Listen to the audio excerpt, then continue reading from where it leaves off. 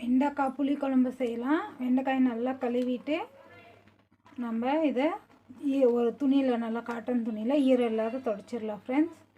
தொடச்சிட்டு அடியும் கொனையும் கட் பண்ணி இந்த மாதிரி எடுத்துக்கலாம். நம்ம அடியும் கொனையும் கட் பண்ணி எடுத்துட்டோம். வெண்டைக்காயை சொத்தை இல்லாத பார்த்து எடுத்துக்கலாம். கட் பண்ணும்போது இந்த மாதிரி பார்த்து கட் பண்ணுங்க ஃப்ரெண்ட்ஸ். அப்போ சொத்தை புழு ஏதாவது இருந்தால் நம்மளுக்கு இதில் தெரிஞ்சிடும்.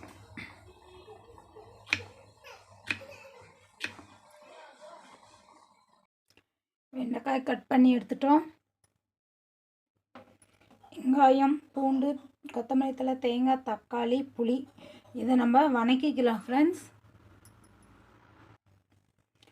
வணக்கிடலாம். வணக்கிட்டு ஆட்டிடலாம்.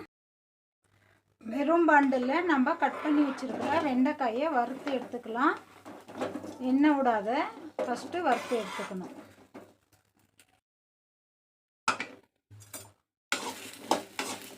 நம்ம இந்த மாதிரி வறுத்துட்டோங்கன்னா வளவளப்பெல்லாம் போயிடும் ஃப்ரெண்ட்ஸ். ஃபஸ்ட்டு ட்ரையாக வறுத்து எடுத்து சைடில் வச்சுக்கலாம். பாண்டிலே அந்த வளவளப்பெல்லாம் ஒட்டிக்கும், நம்மளுக்கு ஈரப்பதம்புலாம் போயிடும்.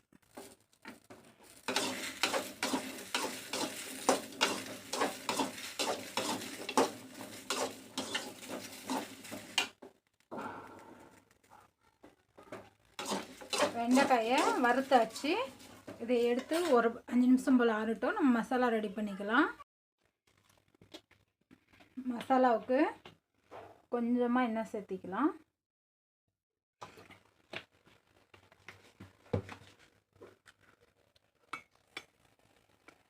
மிளகு, சீரகம், வெந்தயம் எண்ணெயிலே சேர்த்திக்கலாம் ஃப்ரெண்ட்ஸ். நம்ம உரித்து வச்சுருக்கிற பூண்டு அதையும் எண்ணெயிலே சேர்த்திக்கலாம்.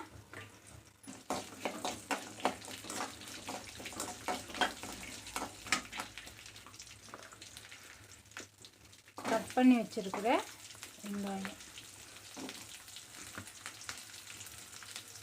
3 தக்காளி வச்சுருக்கேன், அதே இதிலே சேர்த்துக்கலாம்.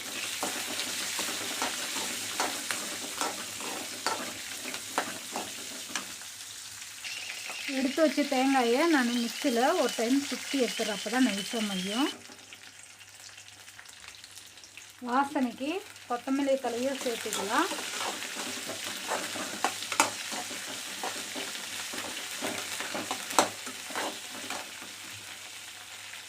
நம்ம எடுத்து வச்சோம் இல்லையா புளி, அதை தேங்காயிலே திரும்ப சேர்த்துடுறேன். வெங்காயம், தக்காளி வதங்கிருச்சு. நம்ம இது மிக்ஸி ஜாரில் சேர்த்து ஆட்டிடலாம்.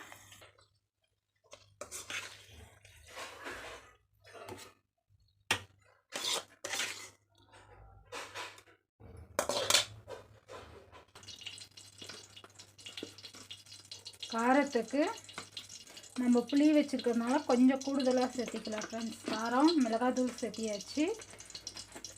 மஞ்சள் தூள் சேர்த்திக்கலாம்.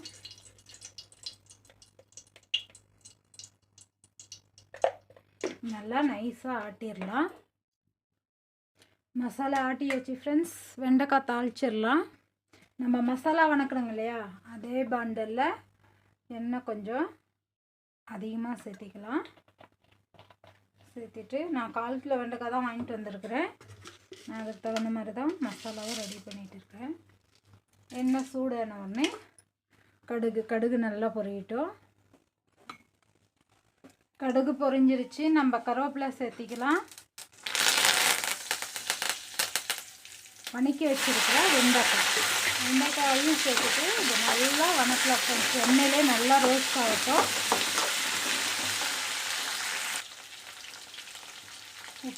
உப்பையும் காய் வணங்கும் போதே சேர்த்துக்கலாம்.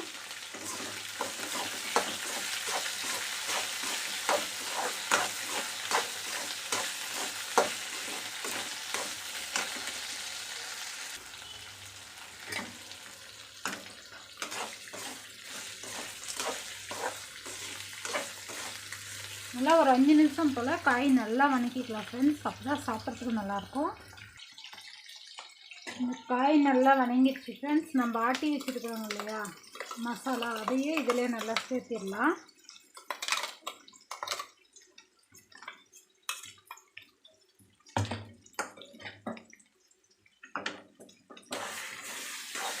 கொஞ்ச நேரம் தண்ணி விடாமல் நல்லா அப்படி காயிலே மசாலா நல்லா வணக்கலாம் ஃப்ரெண்ட்ஸ்.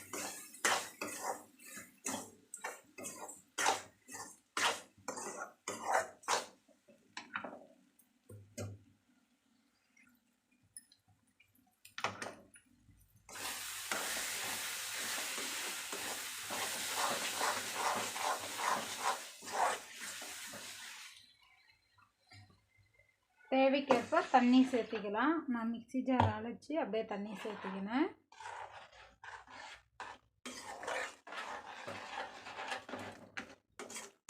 மசாலா நல்லா கொதிக்கிட்டோம் ஃப்ரெண்ட்ஸ். நல்லா ஒரு 10 நிமிஷம் மசாலா நல்லா கொதிக்கிட்டோம். உங்களுக்கு ரொம்ப தண்ணியாட்டம் வேணும்னா டிக்காக கூட வச்சுக்கோங்க.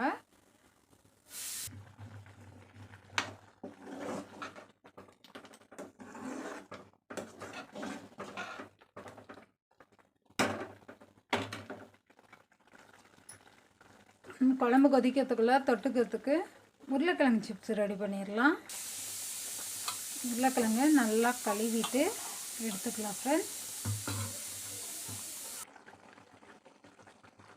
நம்ம உருளைக்கிழங்கு கழுவி எடுத்தாச்சு. ஃபஸ்ட்டில் ஸ்டார்டிங்கில் நம்மளுக்கு வந்து ஸ்ட்ரெயிட்டாக வராது, அதனால் கொஞ்சம் கிழங்க கட் பண்ணி சைடில் வச்சிடலாம்.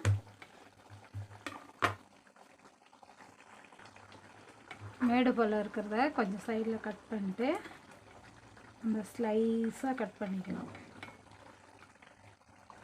உங்கள்கிட்ட பஜ்ஜி கட்ரு இருந்தால் அதில் கட் பண்ணிக்கோங்க. எங்கள் அம்மா வீட்டில் பஜ்ஜி கட்ரு இல்லை, அதனால் நான் கையில் கட் பண்ணுறேன்.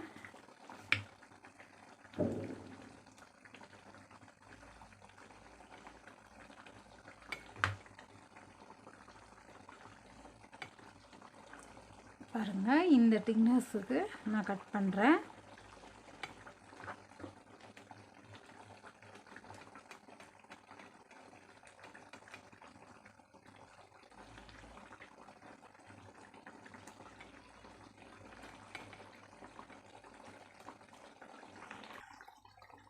நம்ம உருளைக்கிழங்கெல்லாம் கட் பண்ணி ஆயிடுச்சு ஃப்ரெண்ட்ஸ். பாருங்கள், சைடில் இருக்கட்டும். குழம்பு அதுக்குள்ளே கொஜ்ஜிருச்சு.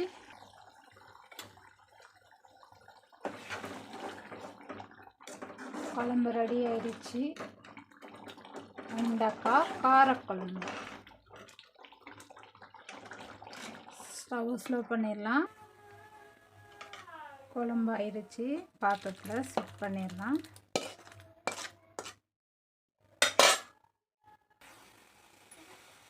நல்லா வீடே கமன்னு கமக்கிற அளவுக்கு நம்மளுக்கு வெண்டைக்காய் புளி குழம்பு ரெடி ஆயிடுச்சு ஃப்ரெண்ட்ஸ். மேலாக கொத்தமல்லி தழை கொஞ்சம் தூவிடலாம். தூவிட்டு தட்டு போட்டு மூடி சைடில் வச்சிடலாம். அதுக்குள்ளே போய் சிப்ஸ் பொரிச்சிட்டு வந்துடலாம். எண்ணெய் நல்லா சூடேறிச்சு. பாருங்கள், இப்படி போட்ட உடனே பையன் மேலே வந்துடணும். அந்த மாதிரி வரணும். அந்தளவுக்கு எண்ணெய் சூடு பண்ணிக்கோங்க.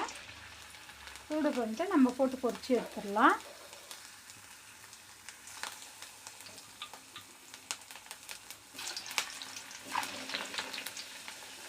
நம்ம வீட்டிலையே ரொம்ப செலவு கம்மியாக நம்ம சாப்பிட்ற எண்ணெயிலே ஆரோக்கியமாக பொட்டேட்டோ சிப்ஸ், ஹெல்த்தியானது, சுவையானது. நான் ஒண்டி தான் இருக்கேன், அதனால் ஒரு பொட்டேட்டோ தான் சிப்ஸு போட்டுட்டு இருக்கிறேன். பாருங்கள், இந்த மாதிரி போட்டு நல்லா கிளறி விடுங்க. இல்லைன்னா ஒன்றோடு ஒன்று ஒட்டிக்கும். ஒரு கொஞ்ச நேரம் இப்படி தள்ளி விடுங்க. அதுக்கப்புறமா அது கலர் சிவக்கும், உங்களுக்கு தெரியும் பொரிச்சிங்கன்னா. இப்போ திருப்பி விட்டுக்கோங்க. திருப்பி விட்டு நல்லா கோல்டன் ப்ரௌன் வர வரையும் கொஞ்சம் நேரம் வேக வைக்கலாம். இந்த மாதிரி கோல்டு கலர் திரும்பும் போது லைட்டாக நம்ம எடுத்துடணும் ஃப்ரெண்ட்ஸ். எடுத்துட்டு திரும்பவும் நம்ம இதை எண்ணெயில் பொரிக்கணும். அதனால் ஒரு 70% குக்கான உடனே எடுத்துடலாம். எடுத்துட்டு திரும்ப ஆற விட்டு பொரிக்கலாம். இருக்கிறத அதுக்குள்ளே போட்டு எடுத்துடலாம். நம்ம முதல்ல போட்டு எடுத்தோங்க இல்லையா, அதை திரும்பவும் இன்னொரு வாட்டி பொரிச்சிக்கலாம் ஃப்ரெண்ட்ஸ். நம்மளுக்கு அப்போ தான் கடையில் வாங்குகிற மாதிரி உடையும், சாப்பிட்றதுக்கு நல்லாயிருக்கும். போட்டுட்டு கொஞ்சம் ஸ்லோ பண்ணிடுங்க எண்ணெயை ரெண்டாவது முறை பொரிக்கும் போது, ஏன்னா ரொம்ப தீஞ்சிடும். தீஞ்சிடுச்சுன்னா சாப்பிட்றதுக்கு நல்லாயிருக்கும்.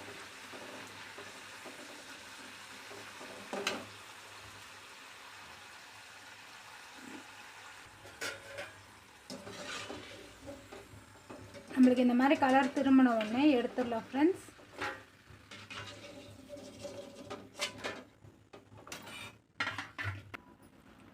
நம்ம சிப்ஸு ரெடி ஆயிடுச்சு ஃப்ரெண்ட்ஸ். நல்லா மொறுன்னு நல்லா வீட்லேயே நல்லா சுவையான சிப்ஸு ரெடி ஆயிடுச்சு. ஈஸியானதும் கூட, கம்மியான பட்ஜெட்டும் கூட. Chips ready.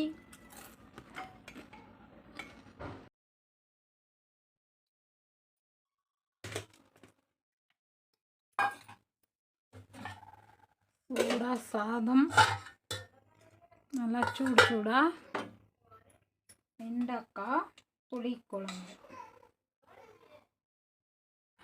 கம்மன வாசனை.